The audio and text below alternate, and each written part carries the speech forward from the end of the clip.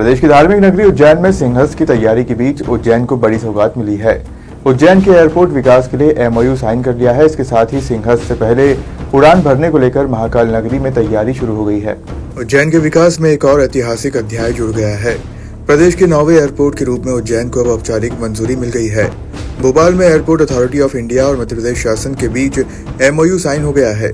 मुख्यमंत्री डॉक्टर मोहन यादव और केंद्रीय नागरिक उड्डयन मंत्री के राम मोहन नायडू की मौजूदगी में यह एमओयू हुआ, जिससे दत्तना हवाई पट्टी को आधुनिक एयरपोर्ट में विकसित करने का रास्ता साफ हो गया है। मध्य प्रदेश को मिली इस सौगात में उज्जैन में अब जल्द ही अत्याधुनिक एयरपोर्ट का निर्माण शुरू होगा। एयरपोर्ट अथॉरिटी ऑफ इंडिया और विमानन विभाग के बीच हुए समझौते के बाद देवास रोड स्थित दत्तना हवाई पट्टी को आधुनिक सुविधाओं से लैस एयरपोर्ट के रूप में विकसित किया जाएगा।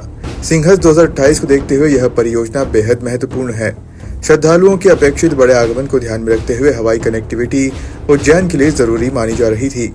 अब इस एमओयू के साथ उज्जैन को प्रदेश के 9वें एयरपोर्ट का दर्जा मिल गया है। कलेक्टर रोशन कुमार सिंह के मुताबिक एयर स्ट्रिप विकास के लिए कुल 240 एकड़ भूमि उपलब्ध करा दी जाएगी। इस क्षेत्र में रनवे विस्तार, terminal building, air traffic control और अन्य आधुनिक ढांचा तैयार किया जाएगा। परियोजना की लागत करीब 500 करोड़ रुपए आंकी गई है और इसका लक्ष्य है कि सिंहस्थ 2028 से पहले एयरपोर्ट का कार्य पूरा करने का लक्ष्य रखा गया है। चलें? जी, उज्जैन को आज एक बहुत बड़ी सौगात मिली है। जो वर्तमान हवाई पट्टी है उसके विकास का रास्ता साफ हो गया है और आज माननीय मुख्यमंत्री जी डॉक्टर मोहन यादव जी और माननीय केंद्रीय उड्डयन मंत्री जी की उपस्थिति में उज्जैन के श्री महाकालेश्वर मंदिर में दिव्यांगजन और वरिष्ठ श्रद्धालुओं के सुगम दर्शन के लिए इंडियन ओवरसीज बैंक ने एक सराहनीय पहल की है। बैंक द्वारा मंदिर समिति को एक ई कार्ड और 2 कैश काउंटिंग मशीनें दान में दी गई। महाकाल की नगरी उज्जैन में श्रद्धा और सेवा का सुंदर संगम देखने को मिला, जब इंडियन ओवरसीज बैंक ने भगवान श्री महाकालेश्वर मंदिर में आने वाले दिव्यांग और वरिष्ठ नागरिकों के सुगम आवागमन के लिए एक ई कार्ड दान स्वरूप प्रदान की। इसके साथ ही बैंक ने मंदिर की कैश शाखा के लिए 2 कैश काउंटिंग मशीनें भी भेंट की, ताकि मंदिर में आने वाले दान की गणना प्रक्रिया और अधिक सुचारू हो सके। इस अवसर पर इंडियन ओवरसीज बैंक के एमडी एवं सीईओ अजय कुमार श्रीवास्तव तथा जीएम संजय कुमार सिंह उपस्थित रहे। वहीं मंदिर प्रबंध समिति की ओर से सहायक प्रशासक मूलचंद जुनवाल ने बैंक अधिकारियों का स्वागत एवं सम्मान किया।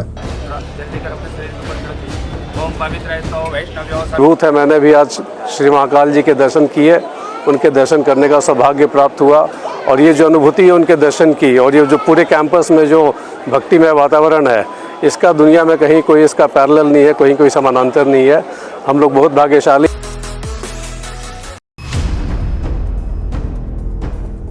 धार्मिक नगरी उज्जैन में दीपावली मिलन समारोह के आयोजन का सिलसिला जारी है। इसी क्रम में मध्य प्रदेश युवा आंजना समाज द्वारा दिवाली मिलन समारोह का आयोजन किया, जहां सभी ने एक दूसरे को बधाई दी। दीपावली मिलन समारोह का आयोजन प्रदेश अध्यक्ष विजय आंजना भेरूखेड़ा द्वारा किया गया था। उन्होंने अपने संबोधन में कहा कि समाज की प्रगति के लिए हमें नए संकल्पों के साथ आगे बढ़ना होगा। उन्होंने समाज के युवाओं से आह्वान किया कि वे समाज के विकास में अपनी महत्वपूर्ण भूमिका निभाएं। कार्यक्रम के दौरान मध्य प्रदेश युवा आंजना समाज की नई कार्यकारिणी की घोषित की और नियुक्त पदाधिकारियों को नियुक्ति पत्र प्रदान किए गए। प्रदेश उपाध्यक्ष जसवंत आंजना और राष्ट्रीय सचिव हरदे सिंह आंजना ने कहा कि समाज की एकता और संगठन की शक्ति को मजबूत करने के लिए हमें निरंतर प्रयासरत रहना होगा। युवा आंजना समाज के द्वारा आज दिवाली मिलन समारोह एवं नई कार्यकारिणी जो बनी है आंजना युवा समाज की, उन्होंने एक सबकी मीटिंग रखी गई थी, जिसमें आने वाले सिंहस्थ 2028 में कैसे हम लोगों की सेवा समाज के द्वारा की जाए एवं कई समाज की आगे प्लानिंग करिए कि हम कैसे समाज के लिए वो बेहतर कार्य कर सकते। मध्य प्रदेश के नक्सल प्रभावित बालाघाट जिले में पुलिस को बड़ी सफलता मिली है। फरवरी 2025 में सक्रिय रही इनामी महिला नक्सली सुनीता ने हथियार डालकर आत्मसमर्पण कर दिया। छत्तीसगढ़ के बीजापुर जिले के वीरमन इंद्रावती क्षेत्र की रहने वाली सुनीता ने लांजी थाने के अंतर्गत पिटकोना पुलिस चौकी के चौरिया कैंप में आत्मसमर्पण किया। इस दौरान उसने एक इंसास राइफल और 3 मैगजीन पुलिस को सौंपी है। प्रसिद्ध छिंछिमा हनुमान मंदिर धाम की बदहाल स्थिति एक बार फिर चर्चा में है। हर शनिवार को हजारों श्रद्धालु यहां दर्शन के लिए पहुंचते हैं, लेकिन मंदिर परिसर और मार्ग की गंदगी ने प्रशासन की कार्यप्रणाली पर सवाल खड़े कर दिए हैं। जिस मार्ग से होकर श्रद्धालु नंगे पैर दर्शन करने जाते हैं, वहां जगह जगह गोबर और गंदगी का अंबार लगा हुआ है। ऐसा प्रतीत होता है कि यहाँ लंबे समय से साफ सफाई नहीं की गई है। ये स्थिति न केवल मंदिर प्रशासन की लापरवाही को दर्शाती है, बल्कि स्थानीय प्रशासन और सफाई व्यवस्था की पोल भी खोलती है।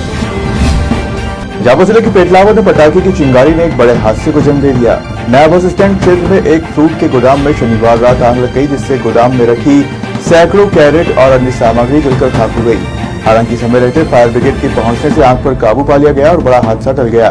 वहीं गोदाम मालिक ने बताया कि दुकान में लगभग 300 कैरेट जल गई। एक बाइक को भी नुकसान हुआ।